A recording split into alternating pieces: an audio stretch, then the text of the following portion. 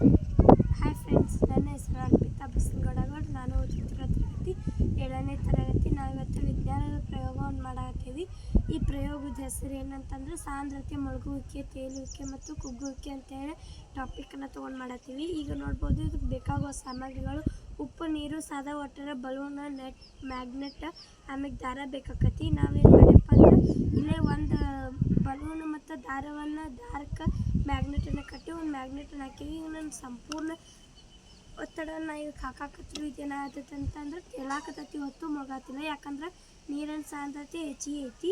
ಈಗ ನಾನು ಬೇಕಂದ್ರೆ ನೋಡ್ರಿ, ನಾನು ಸಂಪೂರ್ಣ ಒತ್ತಡವನ್ನು ಹಾಕಾಕತ್ತೀನಿ, ಅದು ಏನಾಗ್ತಿಲ್ಲ, ಮುಳುಗಾತಿಲ್ಲ. ಅದು ನಾನು 2ನೇ ಮ್ಯಾಗ್ನೆಟನ್ನು ಹಾಕ್ತೀನಿ.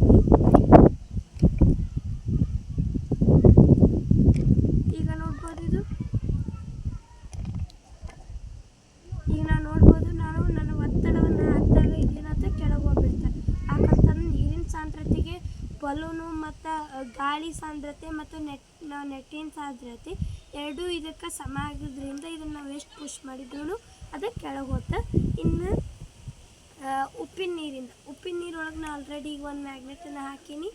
ಈಗ ನೋಡ್ರಿ, ನಾನು ಈಗ ಪುಷ್ ಮಾಡ್ತೀನಿ, ಇದು ಒಟ್ಟೆ ಕೆಳಗೆ ಹೋಗಂಗಿಲ್ಲ. ಯಾಕಂತಂದ್ರೆ ಇದು ಮುಳುಗಂಗಿಲ್ಲ. ಯಾಕಂತಂದ್ರೆ ಇದು ಉಪ್ಪಿನ ನೀರಿನ ಸಾಂದ್ರತೆ ಹೆಚ್ಚಿಗೆ ಐತಿ, ಇದು ಮುಳುಗಂಗಿಲ್ಲ. ಅದನ್ನು ನಾನು 2ನೇ ಮ್ಯಾಗ್ನೆಟನ್ನು ಹಾಕ್ತೀನಿ. ಈಗೂ ಸಹ ನೋಡ್ರಿ, ನನ್ನ ಒತ್ತಡವನ್ನು ಇದಕ್ಕೆ ಹಾಕಾಕತ್ತೀನಿ, ಇದು ಮುಳುಗಾತಿಲ್ಲ. ಈಗೂ ಸಹ ಉಪ್ಪಿನ ನೀರಿನ ಇದನ್ನು ಜಾಸ್ತಿ ಐತಿ. ಈಗ ನಾನು 3ನೇ ಮ್ಯಾಗ್ನೆಟನ್ನು ಹಾಕಿ ಇದಕ್ಕೆ ನಾನು ಸಂಪೂರ್ಣ ಒತ್ತಡವನ್ನು ನೀಡಾಕತ್ತೀನಿ.